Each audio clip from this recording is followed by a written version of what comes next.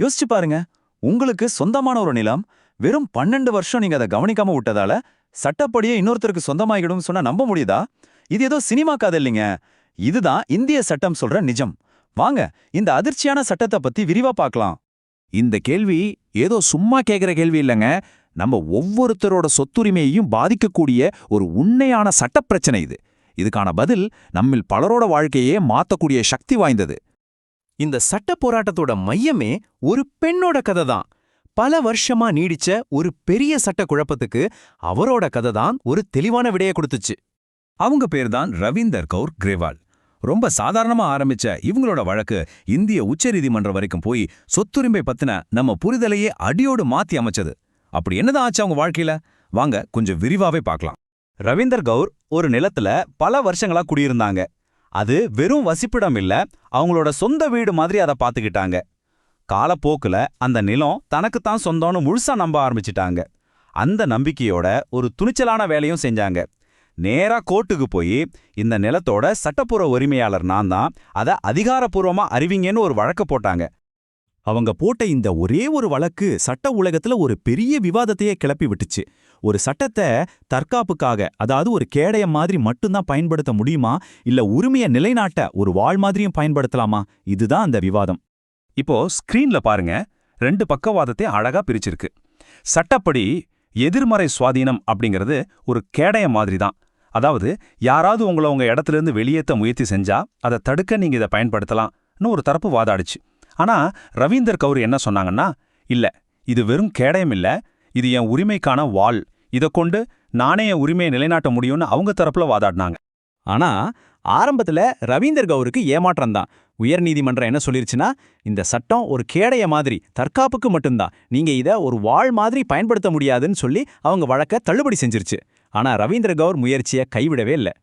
சரி, அவங்க உச்சநீதிமன்றத்துல எப்படி ஜெயிச்சாங்கன்னு தெரிஞ்சுக்கிறதுக்கு முன்னாடி இந்த கேஸுக்கே ஆதாரமான ஒரு விஷயத்த நாம முதல்ல புரிஞ்சுக்கணும். அதுதான் எதிர்மறை சுவாதீனம். இது ரொம்ப ரொம்ப முக்கியம். கொஞ்சம் கவனமா கேளுங்க. சிம்பிளா சொல்லணும்னா, ஒருத்தர் இன்னொருத்தரோட நிலத்துல சட்டத்துல சொல்ற சில கண்டிஷன்ஸோட ஒரு குறிப்பிட்ட காலம் தொடர்ந்து இருந்தா அந்த நிலத்தோட உரிமை அவருக்கே போயிடும். ஆமாங்க, இதுதான் எதிர்மறை சுவாதீனம். நிலம் சும்மா கிடக்காம பயன்பாட்டில் இருக்கணும், ரொம்ப காலமா நீடிக்கிற பிரச்சனைகளுக்கு ஒரு முற்றுப்புள்ளி வைக்கணும்னு தான் 1963ஆம் வருஷ காலவரம்பு சட்டம் இந்த விதியை சொல்லுது. சரி, அப்போ அந்த நிபந்தனைகள் என்னென்ன? இந்த 5ம் கட்டாயம் பூர்த்தியாகணும். 1, நீங்க அந்த இடத்துல இருக்கிறது ஊருக்கே தெரியணும், எந்த ஒளிவு முறையும் இருக்கக்கூடாது. 2, குறைஞ்சது 12 வருஷமாவது எந்த தடங்களும் இல்லாம அங்க இருக்கணும். 3, எந்த விதமான வன்முறையோ சட்டச்சிக்கலோ இல்லாம அமைதியா அனுபவிக்கணும். 4, இதுதான் ரொம்ப முக்கியம், அந்த நிலத்தோட உண்மையான உரிமையாளரை ஏத்துக்காம இது என்னோடதுங்கிற உரிமையோட அங்க இருக்கணும். கடைசியா 5வது, அந்த சொத்தை உங்க சொந்த சொத்தா நினைக்கிற எண்ணம் உங்களுக்கு இருக்கணும். இதுல இந்த விரோதமானது, அதாவது ஹாஸ்டைல்னு ஒரு வார்த்தை வருது பாத்தீங்களா, அதை கேட்டு பயந்துடாதீங்க. இதுக்கு சண்டை சச்சரவுன்னு அர்த்தம் இல்ல. சட்டப்படி இதுக்கு என்ன அர்த்தம்னா, இந்த நிலத்தோட பத்திர உரிமையாளர் யாரா வேணா இருக்கலாம், ஆனா நான் அதை ஏத்துக்கல, இது என்னோடதுங்கிற மனநிலையில அந்த நிலத்தை அனுபவிக்கிறது தான். இந்த சட்ட நுணுக்கங்களோட தான் ரவீந்தர் கௌரோட வழக்கு உச்ச நீதிமன்றத்தின் கதவை தட்டுச்சு. அங்கதான் இந்திய சொத்துரிமை சட்ட வரலாற்றையே மாத்தி எழுதின ஒரு தீர்ப்பு வெளியாச்சு. அப்போ முடிவு என்னாச்சு? உச்சநீதிமன்றம் உயர்நீதிமன்ற தீர்ப்பா அப்படியே புரட்டி போட்டு ரவீந்தர் கௌர் பக்கம்தான் சரின்னு சொல்லிச்சு. ஆமா, ரவீந்தர் கௌர் ஜெயிச்சிட்டாங்க.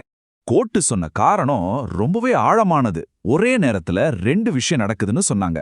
1, 12 வருஷமா தன்னோட சொத்தை கண்டுக்காம இருந்த அசல் உரிமையாளரோட உரிமை சட்டப்படி இல்லாம போயிடுது. இதுக்கு பேரு எதிர்மறை அழிவு. அதே நொடியில அந்த நிலத்தை பராமரிச்சு வந்த நபருக்கு ஒரு புதிய சட்டப்பூர்வமான உரிமை உருவாகுது. இதுக்கு பேரு நேர்மறை பெறுதல். இந்த தீர்ப்போட மொத்த சாராம்சத்தையும் இந்த ஒரு வரியில சொல்லிடலாம். சட்டம் என்ன சொல்லுதுன்னா, யார் நிலத்தை சும்மா போட்டு வச்சிருக்காங்களோ அவங்க உரிமையை இழக்கிறாங்க. யார் அந்த நிலத்தை பாதுகாத்து பயன்பாட்டுல வச்சிருக்காங்களோ அவங்களுக்கு அந்த உரிமை போய் சேருது. இது ஒரு தத்துவம்னே சொல்லலாம். அப்போ இந்த தீர்ப்போட கடைசி வார்த்தை என்னன்னா, எதிர்மறை சுவாதீனம்ங்கிறது தற்காப்புக்கான ஒரு கேடயம் மட்டும் இல்ல, அது உங்க உரிமையை நீங்களே கேட்டு பெறக்கூடிய ஒரு கூர்மையான வாள். இனிமேல் இந்த சட்டத்தின் கீழ் உரிமை பெற்ற ஒருத்தர் தைரியமா நீதிமன்றத்துக்கு போய் தன் உரிமையை நிலைநாட்ட முடியும். சரிங்க, ரவீந்தர் கௌர் கதை நல்லபடியா முடிஞ்சது, அவங்க ஜெயிச்சிட்டாங்க. ஆனா இந்த வழக்குல இருந்து நாம ஒவ்வொருத்தரும் கத்துக்க வேண்டிய பாடம் என்ன? இது நம்ம சொத்துக்களை எப்படி பாதிக்கும்னு இப்ப பார்க்கலாம். நீங்க ஒரு சின்ன வீட்டு ஓனரா இருக்கலாம், இல்ல ஒரு பெரிய விவசாய நிலம் வச்சிருக்கலாம், இல்ல ஒரு சின்ன காலி மனையா இருக்கலாம். நீங்க யாரா இருந்தாலும் சரி, 2019ல வந்த இந்த தீர்ப்பு இன்னைக்கு உங்க சொத்து விஷயத்துல ஒரு முக்கியமான எச்சரிக்கை மணி மாதிரி. இந்த விஷயங்களை நல்லா மனசுல பதிய வச்சுக்கோங்க. முதலாவது, உங்க கையில பத்திரம் இருக்கிற ஒரே காரணத்துக்காக தைரியமா இருந்துராதீங்க. சட்டம் எப்பவும் நிலத்தை யாரு பயன்படுத்துறாங்களோ பராமரிக்கிறாங்களோ அவங்களுக்கு தான் சாதகமா இருக்கும். 12 வருஷம் உங்க சொத்தை நீங்க எட்டி பார்க்காம விட்டா அது உங்க கைவிட்டு போனது மாதிரி தான். அதனால உங்க சொத்தை பாதுகாக்கிறதுக்கு ஒரே வழி அது மேல எப்பவும் ஒரு கண் வச்சிருக்கிறது தான். கடைசியா, நிபுணர்கள் சொல்ற ஒரு முக்கியமான அட்வைஸ்: சட்டத்தை தெரிஞ்சுக்கிட்டா மட்டும்தான் உங்க நிலத்தை உங்களால பாதுகாக்க முடியும். அதனால சட்டத்தை கத்துக்கோங்க. ஞாபகம் வச்சுக்கோங்க, உரிமைங்கிறது வெறும் பத்திர காகியத்துல இல்ல, நம்ம பொறுப்புலையும் கவனத்திலையும் தான் இருக்கு.